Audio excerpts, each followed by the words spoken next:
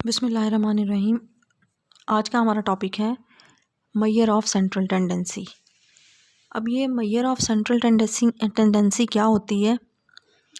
इसका दूसरा नाम मेजर ऑफ लोकेशन भी है। इसको मेजर ऑफ लोकेशन भी कहा जाता है और इसको मेजर ऑफ सेंट्रल टेंडेंसी भी कहा जा सकता है, और इसका तीसरा नाम एवरेजेस भी होता है। अब एवरेज का मतलब होता है सेंट्रल वैल्यू, एक ऐसी वैल्यू जो सेंटर में लाई करती है। मिसाल के तौर पर मेरे 5 फ्रेंड्स हैं या मेरी 4 फ्रेंड्स हैं और उनके जो वेट हैं वो कुछ इस तरह से हैं।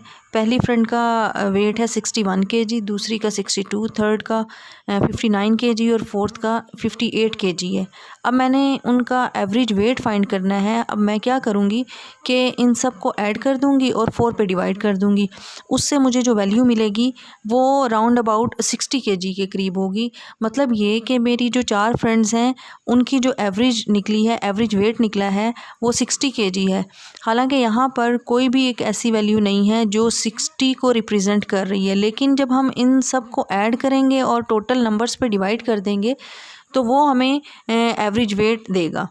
अच्छा, एवरेज की कुछ टाइप्स हैं हमारे पास कि एवरेज फाइंड करने के लिए कुछ मेथड्स हैं या कुछ टेक्निक्स हैं जो हम अप्लाई करते हैं। वो टेक्निक्स कुछ हमारे पास ये लिखी हुई हैं। पहली टेक्निक है अरिथमेटिक मीन। इसको सिंपल मीन भी कहा जाता है या सिंपल अरिथमेटिक मीन भी कहा जाता है। दूसरी जो एवरेज को मेजर करने की जो टाइप है वो है मीडियन, फिर mod, geometric mean and harmonic mean. सबसे पहले चलते हैं हम सिंपल अरिथमेटिक मीन की तरफ, यानी जो पहली टाइप है उसकी तरफ चलते हैं। उसको हम A.M मतलब के सिंपल अरिथमेटिक मीन एब्रीवेशन की सूरत में इस तरह से लिखा जा सकता है। फ़र्ज़ करें कि हमारे पास एक डाटा है, क्योंकि अरिथमेटिक मीन को जब हम कैलकुलेट करेंगे तो हमारे पास डाटा होना ज़रूरी है, और डाटा वो अनग्रुप डाटा की सूरत में भी हो सकता है और वो ग्रुप डाटा की सूरत में भी हो सकता है। अनग्रुप डाटा ऐसा डाटा होता है जिसके ऊपर कोई ग्रुपिंग ना की गई हो, जो ओपन डाटा हो। जिस तरह से मैंने आपको पहले भी क्वेश्चंस करवाए हैं उसमें जस्ट नंबर्स होते थे। जैसे मैंने आपको डाटा लिखवाया था 80 नंबर्स का डाटा भी हमने किया है, वो मैंने आपको राइट करवाया था। 75 का डाटा भी मैंने आपको राइट करवाया था। उस तरह से जो डाटा हमारे पास आता है उसको कहते हैं ओपन डाटा या अनग्रुप डाटा। अब अनग्रुप डाटा को हमने यहाँ पर लिखा है। फ़र्ज़ करें कि मेरे पास डाटा जो अनग्रुप डाटा की सूरत में है वो कुछ इस तरह से है। उसी एग्जांपल की तरफ चलते हैं जो मैंने अभी आपको ऊपर बताई है वेट की। ये मेरी फ्रेंड्स के वेट्स हैं। यहाँ पर मैंने उनका एवरेज वेट फाइंड करना है। एवरेज वेट फाइंड करने के लिए मुझे एक फार्मूले का पता होना ज़रूरी है, जो कि अरिथमेटिक मीन का फार्मूला है। ये इस तरह का डाटा जो हमें विदाउट ग्रुपिंग मिले वो हमें कहलाता है अनग्रुप डाटा। इसको फाइंड करने के लिए, अरिथमेटिक मीन को फाइंड करने के लिए हमारे पास फार्मूला है x bar is equal to summation xi over n। यहाँ पर समेशन जो है वो एक ग्रीक लेटर सिग्मा को डिनोट करता है और इसको समेशन भी कहा जाता है। मतलब ये कि हमने हमारे पास जो डाटा होगा उसको हमने ऐड करना है। इसके बाद जो हमने डिवाइड करना होता है वो नंबर ऑफ़ ऑब्ज़र्वेशन से डिवाइड करना है। नंबर ऑफ़ ऑब्ज़र्वेशन को हमने n से ज़ाहिर किया है। यहाँ पर जो i जो है वो उसको डिनोट कर रहा है कि हमारे पास जितनी वैल्यूज़ होंगी वो i जो है उसको वेरी करेगा। फ़र्ज़ करें कि हमारे पास यहाँ पर 5 वैल्यूज़ हैं, तो ये i जो है वो 5 वैल्यूज़ को वेरी करेगा। मतलब ये कि ये नंबर 1 इसको कर देते हैं 1 2 3 4 5। ये हमारे पास ith वैल्यूज़ हैं। यहाँ पर हम पुट करते हैं x1 plus x2 plus x3 plus x4 and so on.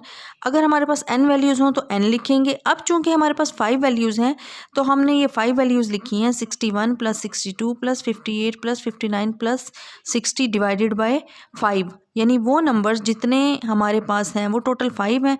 5 से हमने डिवाइड कर दिया है और उसको जब हमने कैलकुलेट किया है तो हमारे पास जो आंसर आया है वो है 60। करें कि हमने एवरेजेस फाइंड करनी है। अब एवरेज फाइंड करने के लिए हमारे पास जब ग्रुप डाटा होगा तो उसमें याद रखिएगा कि हमारे पास एक डिस्क्रीट डाटा होगा और दूसरा कॉन्टीन्यूस डाटा होगा। अभी जो हमने काम किया है वो अनग्रुप डाटा के साथ किया है, मतलब ये कि वो डाटा जिस तरह से भी हमारे पास आया था एज इट इज़ हमने लिख दिया था, उन सबको प्लस किया था और जितने नंबर्स थे उस पर डिवाइड कर दिया था। लेकिन ग्रुप डाटा में ऐसा नहीं है। ग्रुप डाटा में हम डाटा की ग्रुपिंग करते हैं और वो जो ग्रुपिंग होती है वो डिस्क्रीट डाटा की सूरत में होती है और कॉन्टीन्यूस डाटा की सूरत में होती है। अब सबसे पहले चलते हैं डिस्क्रीट डाटा की तरफ कि डिस्क्रीट डाटा के लिए जब हम अरिथमेटिक मीन फाइंड करना चाहें तो हम कैसे करेंगे। फ़र्ज़ करें कि मेरे पास स्कूल के कुछ बच्चे छोटे बच्चे हैं जिनके वेट जो है वो कुछ इस तरह से हैं 30 kg, 35 kg, 40, 45 एंड 50 kg। और नंबर ऑफ़ स्टूडेंट्स को मैंने कुछ इस तरह से शो किया है कि फ़र्ज़ करें कि मैं एक क्लास में गई हूँ और उस क्लास में मुझे 5 बच्चे ऐसे मिले हैं जो 30 केजी के थे, 3 बच्चे ऐसे थे जो 35 केजी के थे, 2 जो थे वो 40 केजी के थे, 4 जो थे वो 45 के थे और 1 बच्चा जो था वो 50 केजी का था।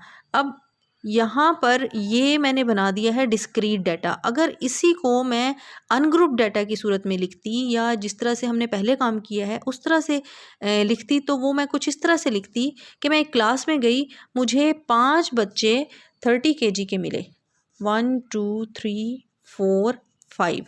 यानी मैंने पहले 5 बच्चों को उठाया, उनका वेट किया, वो 30 केजी निकला। फिर मैंने नेक्स्ट 3 बच्चों को उठाया तो उनका वेट कुछ इस तरह से निकला 35 केजी। फिर मैंने 2 बच्चों को उठाया और उनके वेट जो हैं वो मेजर किए तो 40 केजी निकले। इसी तरह से 45 केजी के 4 बच्चे मुझे मिले और एक बच्चा जो था वो 50 केजी का था। अब ये देखें कि ये वही डाटा है जो हमने लास्ट क्वेश्चन में किया, यानी अनग्रुप डाटा की शक्ल में, कि जब मैं अनग्रुप डाटा को इस सूरत में लिखती जाऊंगी जिस तरह से मुझे मिलते जा रहे हैं और उनको ऐड करूंगी और टोटल जितने ये नंबर्स हैं उन पे डिवाइड करूंगी तो आंसर मुझे उसी तरह से मिलेगा जैसे मुझे ये डिस्क्रीट डाटा के यानी ग्रुप डाटा के फार्मूले में लगा के मिलेगा। अब मैंने क्या किया है कि एक बेहतर और रिफाइंड फॉर्म में इस डाटा को लिखने के लिए मैंने ग्रुपिंग की है। वो ग्रुपिंग मैंने किस तरह से की है कि मुझे पता है कि 30 केजी के मुझे 5 बच्चे मिले, वो मैंने वहाँ पर नंबर ऑफ़ स्टूडेंट्स की शक्ल में लिख दिया, यानी उन 5 बच्चों की जो नंबर ऑफ़ स्टूडेंट्स हैं वो 5 हैं, यानी 30 केजी के जो बच्चों की फ्रीक्वेंसी है वो 5 है। 35 की जो है वो 3 बन जाती है फ्रीक्वेंसी, क्योंकि ये 3 मरतबा रिपीट हो रहा है, यानी जो नंबर जितनी बार रिपीट हो रहा होता है वो उसकी फ्रीक्वेंसी बन जाती है। क्लियर? ये 40 कितनी बार रिपीट हो रहा है, 2 बार रिपीट हो रहा है, तो ये इसकी फ्रीक्वेंसी बन गई। अब ये 45 जो है वो 4 टाइम्स रिपीट हो रहा है तो ये इसकी फ्रीक्वेंसी बन गई। इसी तरह से जो 50 है ये एक बार रिपीट हो रहा है तो यहाँ पर उसकी फ्रीक्वेंसी 1 बन गई। अब चलते हैं इसके फार्मूले की तरफ। इसका फार्मूला है x bar is equal to summation f i x i divided by summation f i. इसको जब हम सॉल्व करेंगे तो एफ आई एक्स आई का एक और कॉलम हमें बनाना पड़ेगा। अब इसी को हम दोबारा लिखते हैं। यहाँ वेट को मैंने एक्स का नाम दे दिया, नंबर ऑफ़ स्टूडेंट्स को मैंने एफ़ का नाम दे दिया। अब जब मैं इसको एक फार्मूले की शक्ल में कैलकुलेट करना चाहूँगी तो मैं कुछ इस तरह से कॉलम बनाऊँगी। यहाँ पर मैं उसी तरह से 30, 35, 40, 45 एंड 50 ये लिखूँगी। एफ़ यानी फ्रीक्वेंसी के कॉलम में 5, 3, 2, 4, 1 ये लिखूँगी और एक और कॉलम बनाऊँगी जो कि एफ आई एक्स आई का कॉलम होगा, यानी एफ एक्स का कॉलम होगा। अब 5 को मैंने 30 से मल्टीप्लाई करना है, यहाँ लिखूँगी। 3 को 35 से मल्टीप्लाई करूँगी, यहाँ लिखूँगी। 2 को 40 से मल्टीप्लाई करके यहाँ, 45 को 4 से एंड 50 को 1 से। वो जो जो हमें मल्टीप्लिकेशन में आता जाएगा वो मैं यहाँ राइट करती जाऊँगी और उसके बाद मुझे अकॉर्डिंग टू फार्मूला क्या चाहिए, समेशन एफ आई एक्स आई, यानी ये वाला जो कॉलम है एफ आई एक्स आई का, इसका समेशन चाहिए, वो बन जाएगा समेशन एफ एक्स। और मुझे किसका समेशन चाहिए, एफ़ का, यानी फ्रीक्वेंसी का, यानी समेशन एफ़ मुझे यहाँ पर चाहिए। इसका सम चाहिए और इसका सम चाहिए। इनके जो भी आंसर्स आएंगे वो मैं यहाँ पर लिखूँगी। X bar is equal to summation f x over summation f. जी, तो हमने जब इसको कैलकुलेट किया तो समेशन एफ़ हमारे पास आया है 15 और समेशन एफ एक्स आया है 565। इसको फार्मूले में हमने पुट किया, समेशन एफ एक्स की जगह पर 565 लगाया है और समेशन एफ़ की जगह पर 15 लगाया है। इसको जब कैलकुलेट किया तो इसका आंसर निकला है 37.67। That is our mean x bar.